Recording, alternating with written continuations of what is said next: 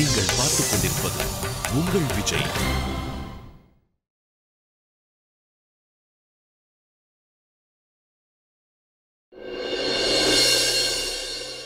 நல்ல வேளை நம்ம தாரா ஸ்கூல் பிக்னிக் போனது. இல்லன்னா இங்க நடக்கிற கூத்து எல்லாம் பார்த்து அந்த புள்ள மனசு எவ்வளவு கஷ்டப்பட்டிருக்கும். அது உண்மைதான்ப்பா. நான் நினைக்கிறது என்னன்னா அவங்க வரத்துக்குள்ள அம்மாக்கும் சித்திக்கும் இருக்கிற பிரச்சனைகள்லாம் சால்வ் ஆயிடணும்னு. இந்த சித்தி இருக்காங்கல்ல, அட்லீஸ்ட் அவங்க ஆதி அண்ணனும் பிரியா அண்ணியும் வர வரைக்காவது காத்துக்கிட்டு இருந்திருக்கணும். ஆமா ஆமா ஆமா, ஆதித்ய என்ன போன் பண்ணிருந்தாரு. அவரு சீனுவ காலேஜ்ல விட்டுட்டு அப்படியே மணாலிக்கு போறத சொன்னாரு. அங்க போய் சேர்ந்ததும் போன் பண்றாரா. அதுக்குள்ள உத்ராமாவும் திரும்ப வந்துருவாங்க. ஹாய் அண்ணி. வித்யா, என்ன நீ தனியா வர? உன் கூட அண்ணன் வரலையா? வந்தாரு, ஆனா கிளம்பி போயிட்டாரு. யார்கிட்டயோ போன்ல பேசிட்டு இருந்தாரு. அப்புறம் அதோட ரொம்ப முக்கியமான விஷயம் என்னன்னா, ஆர்த்தி அந்த ஃபைல்ல சைன் பண்ணிட்டான்னு சொன்னாரு. ஆனா அது எப்படி நடக்கும்? ரொம்ப கோவமா இருந்தாரு சுட்டு. நீ நினைச்சது சாதிச்சுட்ட வித்யா, சாதிச்சுட்ட. கலக்கிட்டு போ. கண்டிப்பா அண்ணன் அந்த ஆர்த்தியை திட்டிருப்பாரு. அதனாலதான் அவ கோச்சுக்கிட்டு போயிருக்கா. இனிமே உன் வாழ்க்கை நல்லா இருக்க போகுது. நீ உண்மையதான் சொல்றியா சுட்டு? ஆமாடா, உண்மையதான் சொல்றேன். கடவுள் மேல சத்தியமா உண்மை. இது எல்லாத்துக்கும் கண்டிப்பா புத்திசாலித்தனதான் காரணம். இப்படி சும்மா இங்க நின்னுட்டு இருக்காம அங்க போய் அவங்க 2 பேருக்குள்ள நடக்கிற சண்டைய நல்லா ரசிச்சு பாரு.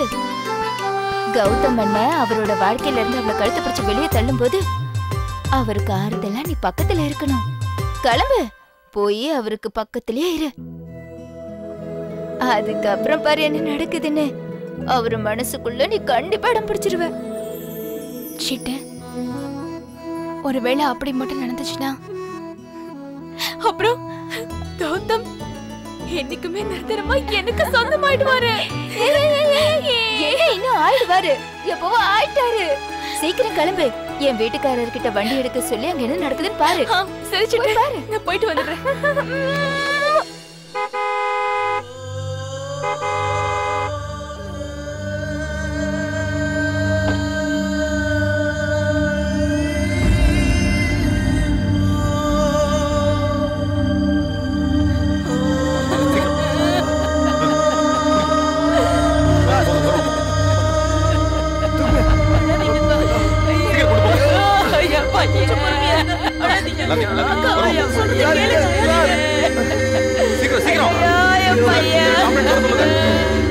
இது எப்படி ஆச்சு? திடீர்னு எல்லாம் நடந்து போச்சு சார்.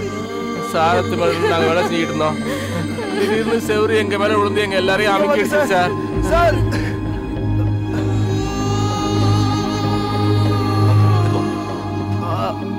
சீக்கிரம் கொண்டு போங்க.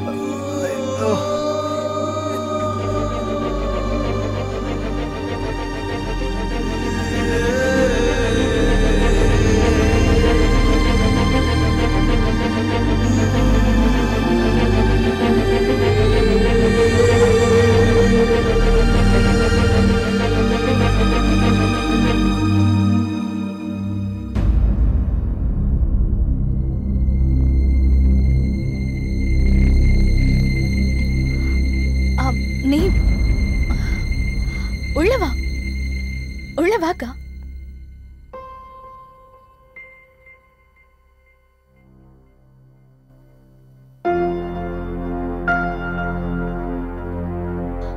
உள்ள வந்து உட்காரு, உட்காரு.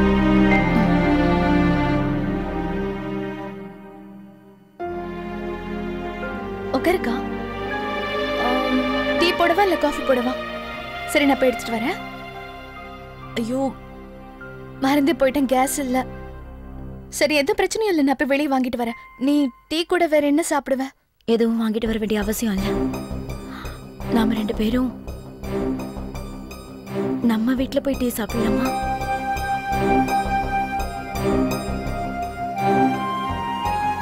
நான் உன்னை கூட்டிட்டு போறதுக்கு வந்திருக்கேன். வீட்டுக்கு கிளம்பு.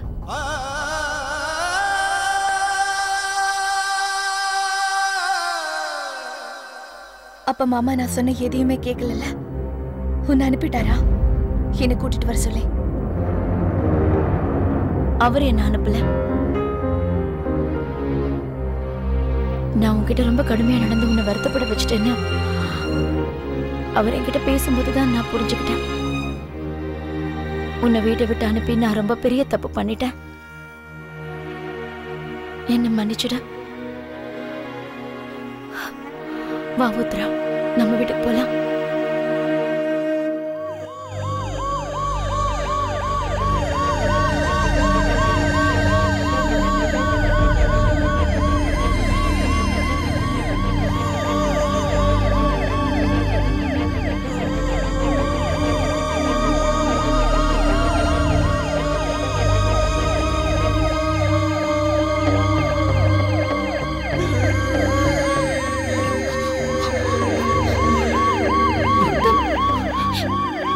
கௌதம் இதெல்லாம்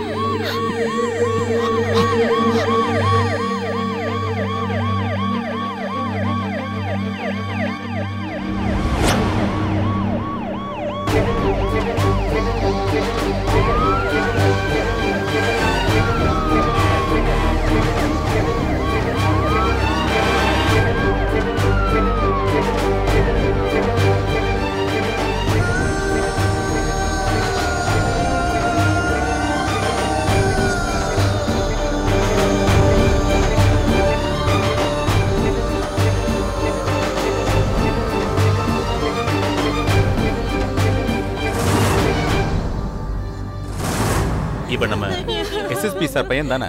ஆமா சார். அவனை கூப்பிட்டு வாங்க. Okay sir. சார் சார் உங்களை கூப்பிடுறாரு.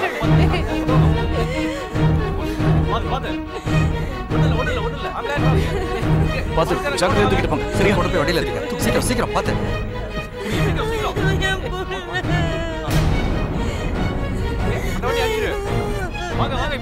சொல்லுங்க சார், இதெல்லாம் எப்படி நடந்ததுன்னு சொல்லுங்க. இத பாருங்க இன்ஸ்பெக்டர் சார், இந்த ஆக்சிடென்ட் நடக்கும்போது நான் இந்த இடத்துல இல்லவே இல்ல. ஆமா, அதுவும் இல்ல அண்ணா அண்ணிய வீட்டுல விட போயிருந்தாரு. ஏய், நீ வாய மூடு. இத பாருங்க சார், நீங்க இங்க இருந்தாலும் சரி இல்லாம போனாலும் சரி, நீங்க செஞ்சது குற்றம் இல்லாம போகாது. இங்க பாருங்க, கொஞ்சம் பொறுங்க சார். எஸ்எஸ்பி பையனா இருக்கிறதுனால உங்க மேல நாங்க கேஸ் போடாமலும் இருக்க முடியாது. உங்க பேர்ல ஒரு கேஸ் ஃபைல் பண்ணி ஆகணும். இத பாருங்க இன்ஸ்பெக்டர் சார், நீங்க என் பேர்ல என்ன ஃபைல் பண்ணணும்னு நினைக்கிறீங்களோ பண்ணிக்கங்க. ஆனா நான் சொல்றத மட்டும் கொஞ்சம் கேளுங்க. முதல்ல நான் என்னோட ஆளுங்களுக்கு உதவி செஞ்சாகணும். தயவு செஞ்சு என்ன தடுக்காதீங்க ப்ளீஸ். ஜெகதீஷ் என்னன்னு பாத்துக்க. சாரம் சரிஞ்சு செவரு மேல இருந்து கீழே விழுந்துருச்சு. அதுக்கு அண்ணன் என்ன சார் பண்ண முடியும்?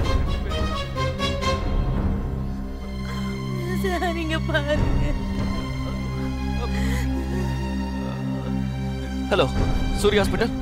இங்க பாருங்க, ரோக்வத் டெல்லி ஹைவேல ஒரு பெரிய பில்டிங் இடிச்சு விழுந்திருக்கு. உடனே 2 ஆம்புலன்ஸ் அனுப்பி வைங்க.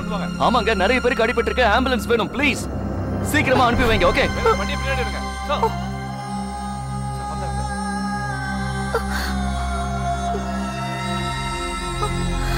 ஆர்த்தி, கௌதம் என்னாச்சு? இதெல்லாம் எப்படி நடந்துச்சு ஆர்த்தி? எனக்கு தெரியாது கௌதம். யாருக்கு அடிபட்டிருக்குன்னு உனக்கு ஏதாவது தெரியுமா? எனக்கு எதுவும் தெரியாது ஆர்த்தி. நான் சாயங்காலம் இருந்து கிளம்பி வீட்டுக்கு போனதுக்கு அப்புறம் தான் எனக்கு ஃபோன் வந்துச்சு. என்ன கௌதம் இப்படி ஆயிடுச்சு? ஆர்த்தி, நீ லாயர் கிட்ட பேச. நான் பேசிட்டேன். ஆல்ரெடி இங்க போலீஸ் வந்துட்டாங்க. நீ ஒரு வேலை பண்ணு, மீடியாவுக்கு இது தெரியாம பாத்துக்கோ. ஒருவேளை மீடியாவுக்கு இந்த நியூஸ் போச்சுன்னா அப்புறம் நம்ம கம்பெனியோட பேர் கெட்டு போயிடும். நீ பயப்படாத கௌதம், நீ இத பாத்துக்கோ. நான் போய் போலீஸ் கிட்ட பேசிட்டு வரேன். இப்ப கௌதமும் ஆர்த்தியும் என்ன பேசிட்டு இருக்காங்கன்னே தெரியல. சிட்டி இங்க இருந்திருந்தா நல்லா இருந்திருக்கும். இப்ப என்ன பண்றது?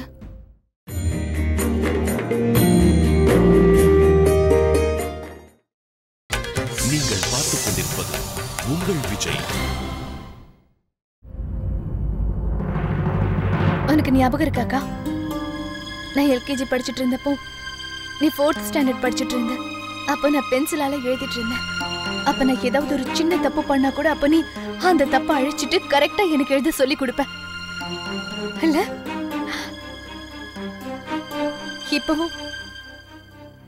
இப்பவும் நீ அதே மாதிரி எல்லாத்தையும் அழிக்கலாம்னு நினைச்சிட்டு இருக்கியாக்கா?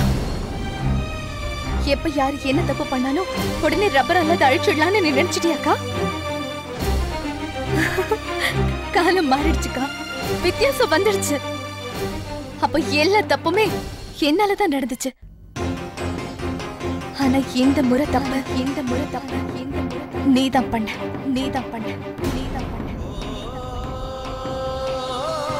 இல்ல உத்ரா, அந்த மாதிரி எதுவும் இல்ல. அப்படிதான் அக்கா, அதேதான்.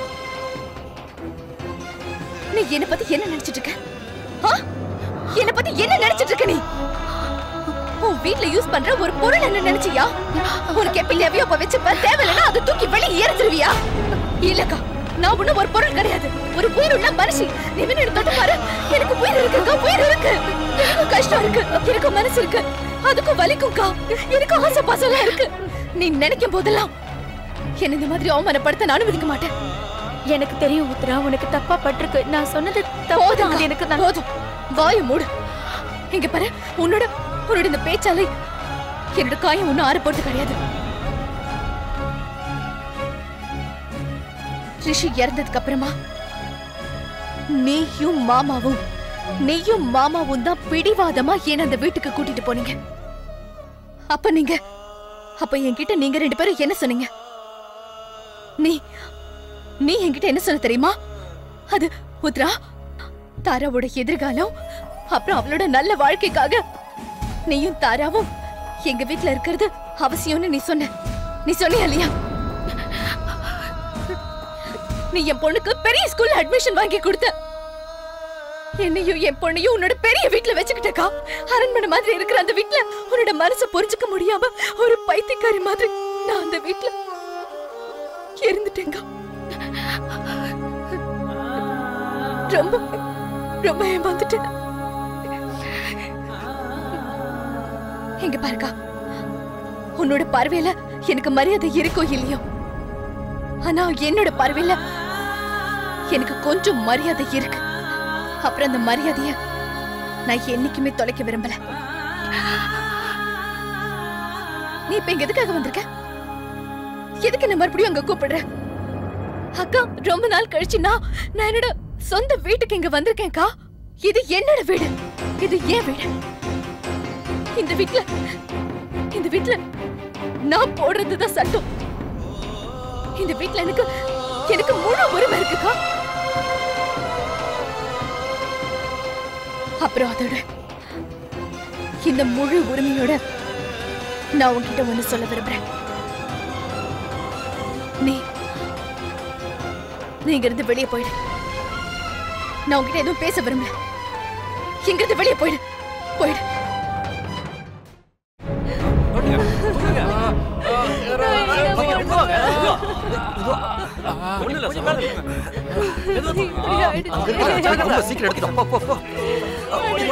கௌதமுக்கு நீங்க என்ன வேணும்?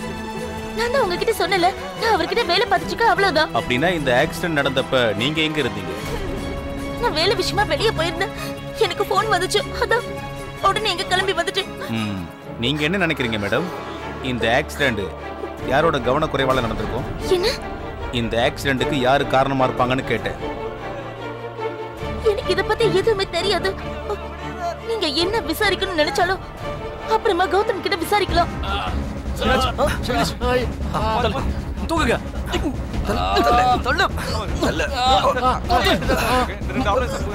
ஜெகதீஷ், நீ போய் ஒரு நல்ல கொம்பு போடு. அத வந்துறானே. நீங்க வாங்க.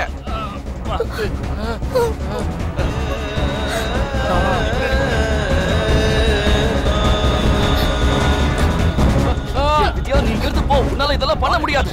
கௌதம், என்ன உதவி பண்ண விடுங்க. நான் இல்லைன்னா உங்களுக்கு வேற யாரு உதவி பண்ணுவாங்க? இப்ப இந்த ஆளுங்களோட உயிரை காப்பாத்துறது ரொம்ப முக்கியம். நீங்க நான் போய் ஸ்ட்ரக்சர் பண்ணுறேன். சரி.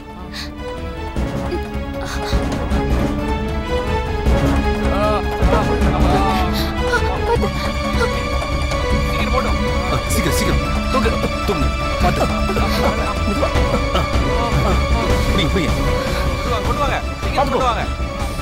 ஹலோ, ஸ்ட்ரக்சரை கொண்டு வாங்களேன். போலாம். எடுங்க, வண்டி எடுங்க சீக்கிரம்.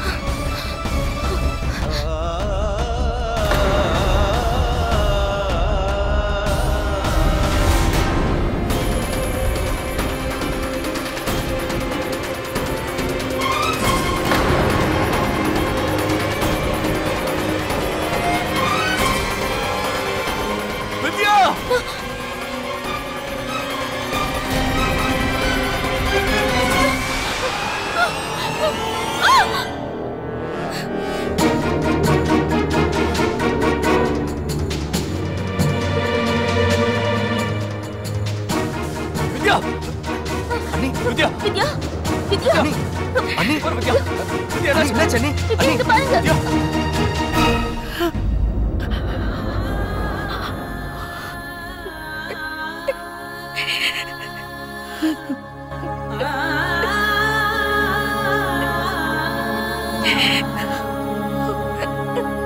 எனக்கு தெரியும் முத்ரா, நான் இப்படி வந்து உன்கிட்ட மன்னிப்பு கேட்கறது உனக்கு பிடிக்காதுன்னு தெரியும்.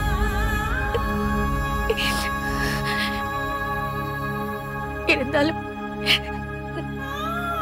நான் உன்கிட்ட மன்னிப்பு கேட்டுதான் ஆகணும். நான் தப்பு பண்ணிட்டேன், மன்னிச்சிரு உத்ரா, மன்னிச்சிரு.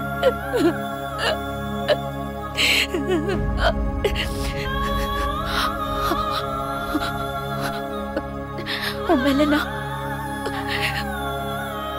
மேல நான் நிறைய உரிமைகள் எடுத்துக்கிட்டேன். ஆனா உன்னோட இடத்துல இருந்து நான் எதையும் பார்க்கல. எப்பவுமே நான் எனக்கு எது சரின்னு பட்டிருக்கோ அதைதான் நான் செஞ்சிருக்கேன். இந்த வீட்ல இருந்து நான் உன்னை எதுக்காக கூட்டிட்டு போனேன் தெரியுமா? நீ பலவீனம் ஆயிடக்கூடாது, உனக்கு பழைய விஷயங்கள் ஞாபகத்துக்கு வந்துடக்கூடாதுன்னு தான். ஆனா நீ அங்க வந்ததுக்கு அப்புறம் நானே பலவீனம் ஆயிட்டு முத்ரா. நீ அவ்வளவு நல்ல பொண்ணு முத்ரா. என் வீட்டுல இருக்கிறவங்க எல்லாரும் என்னை விட உன் மேல அதிக அன்பு வச்சிருக்காங்க. கடைசியில என் பசங்க கூட உன்னோட பேச்ச கேட்க ஆரம்பிச்சுட்டாங்க. எல்லா விஷயங்களையும் நீ என்ன விடவும் ரொம்ப சிறந்தவன் எனக்கு தோண ஆரம்பிச்சிடுச்சு. உன் கையால சமைச்ச சாப்பாடு, உன்னோட பேச்சு, உன்னோட அன்பான இந்த குணம் என் வீட்டுல இருக்கிறவங்களை உன் பக்கம் இழுக்க வச்சிருச்சு. நீ இருக்கிறத எனக்கு ஆபத்தா மாறிடுமோன்னு நான் உணர ஆரம்பிச்சேன். எனக்கு பயம் வந்துருச்சு. எந்த வீட்டுல இத்தனை வருஷங்களா என்னோட ஆதிக்கம் இருந்துச்சா? ஒருவேளை உன்னால அந்த உரிமையை நான் இழந்துட்டேன்னு எனக்கு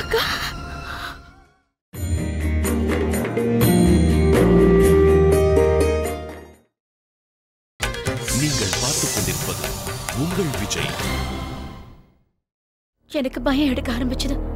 இத்தனை வருஷம் எனக்குன்னு இருந்த இடம் உன்னால நான் அதை தொலைச்சிட்டேன்னு எனக்கு பயமா இருந்தது. அதே பயத்தோட தான் நான் உன்னை எப்பவும் பார்க்க ஆரம்பிச்சேன். என்ன நானே தனியா ரொம்ப இன்செக்யூரா ஃபீல் பண்ண ஆரம்பிச்சேன். எதுக்காக நான் இப்படி எல்லாம் யோசிக்க ஆரம்பிச்சேன்னு எனக்கு புரியல. நான் எவ்வளவு பெரிய தப்பு பண்ணிட்டேன், எவ்வளவு பெரிய தப்பு பண்ணிட்டேன். என்ன மன்னிச்சிடு உத்தரா, என்ன மன்னிச்சிடு, என்ன மன்னிச்சிடு. நான் பெரிய தப்பு பண்ணிட்டேன், என்ன மன்னிச்சிடு உத்தரா. எதுவும் அழாத அழாதக்கா, எது தப்பு நடக்கலக்கா. நான் சொல்றேன், நீ எந்த தப்பு பண்ணல. நீ அழாதக்கா, ப்ளீஸ்க்கா, நீ அழாதக்கா. எந்த தப்பு நடக்கல. நான் உன்னோட தங்கச்சிக்கா. ஒரு தங்கச்சியால, அதுவும் உன்னோட தங்கச்சியால உன்னோட இடத்தை பறிக்க முடியுமா என்ன? என்னைக்கு அப்படி பண்ண மாட்டேன். நான் உன்னோட அதே முத்திரதான். உன் விரல பிடிச்சு நடக்க கத்துக்கிட்டவ உன்னை மட்டும்தான்க்கா நான் முழுசா நம்பினேன்க்கா. நான் உன்னோட இடத்தை எப்படிக்கா பறிப்பேன்? நிச்சயமா முடியாதுக்கா.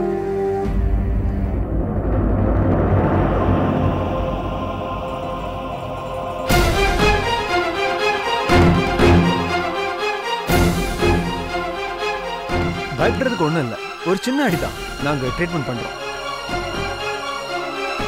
நர்ஸ், அவங்களுக்கு பேண்டேஜ் போட்டு விடுங்க. இமீடியட். வாங்க, மெதுவா, நல்லா.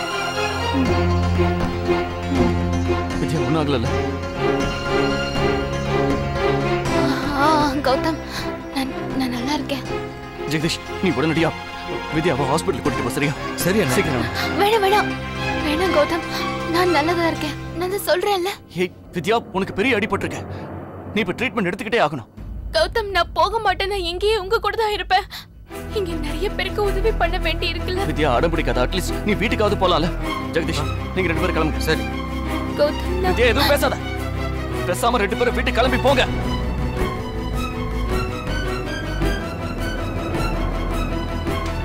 நான் வண்டி எடுக்கிறேங்க.